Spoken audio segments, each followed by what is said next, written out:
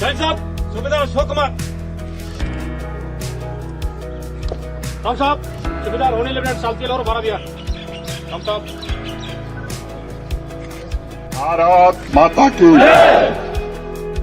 सबसे पहले मैं आपको ऑपरेशन सिंदूर के विजय अभियान की अनंत शुभकामनाएं देता हूं।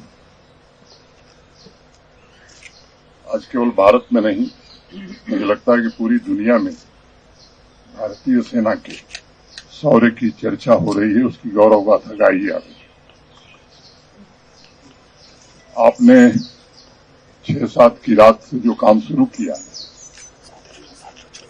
जहां तक भारत का सवाल है, भारत ने पहले ही स्पष्ट कर दिया था, जो बर्बर आतंकी हमला निर्दोष नागरिकों पर 22 अप्रैल को हुआ बैसरम घाटी पहलगाम में, उसके बाद ही भारत के माननीय प्रधानमंत्री जी ने कहा था कि आतंकवाद और उसको प्रश्रय देने वाले उनके आकाओं को सबक सिखाई जाए। हम सब जानते हैं कि कभी भारत युद्ध का पक्षधर नहीं है, लेकिन 22 अप्रैल के बाद मैं समझता हूं कि पूरे देश में, जम्मू कश्मीर में भी एक बड़ा जबरदस्त आक्रोश था और इसलिए सरकार ने फैसला किया कि आतंकवादी कैंपों को, आतंकवादियों को और उनके आकाओं को सबक सिखाई जाए। 6 और 7 मई की रात को भारतीय सेना ने जो ऑपरेशन शुरू किया सिंदूर के नाम से, ये ध्यान रखा गया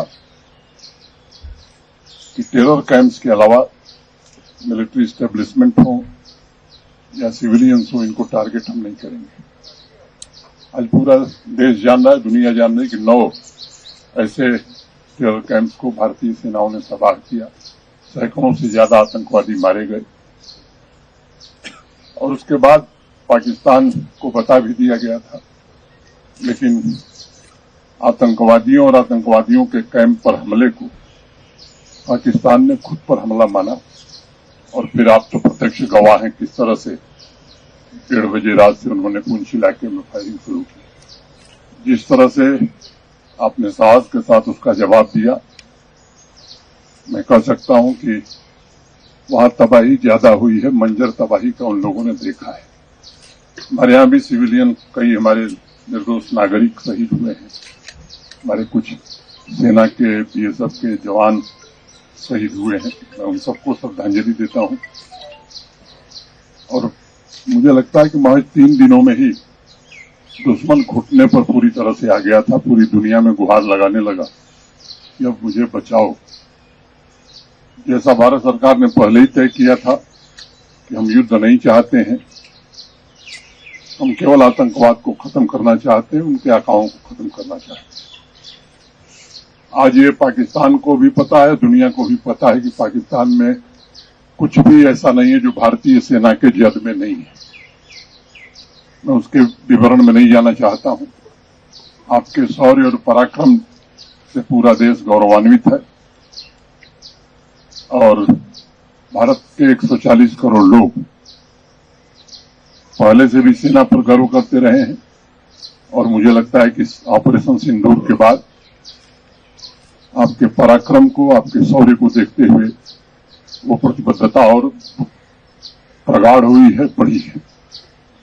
दुनिया में भी ये बात समझ में आ गई है कि अब भारत वो भारत नहीं है जिसके बारे में कुछ लोगों को गलत धारणा थी। ये सच है कि आज हम दुनिया की 5वीं बड़ी अर्थव्यवस्था बन गए हैं। जल्द ही दुनिया की 4थी बड़ी अर्थव्यवस्था हम बनने वाले हैं। भारतीयों का सपना है एक विकसित भारत का।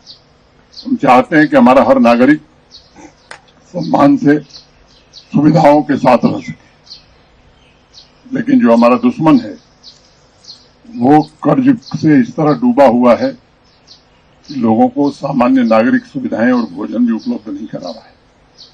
कर्ज लेकर के भी आतंकवाद को प्रश्रय देने की कोशिश करता है।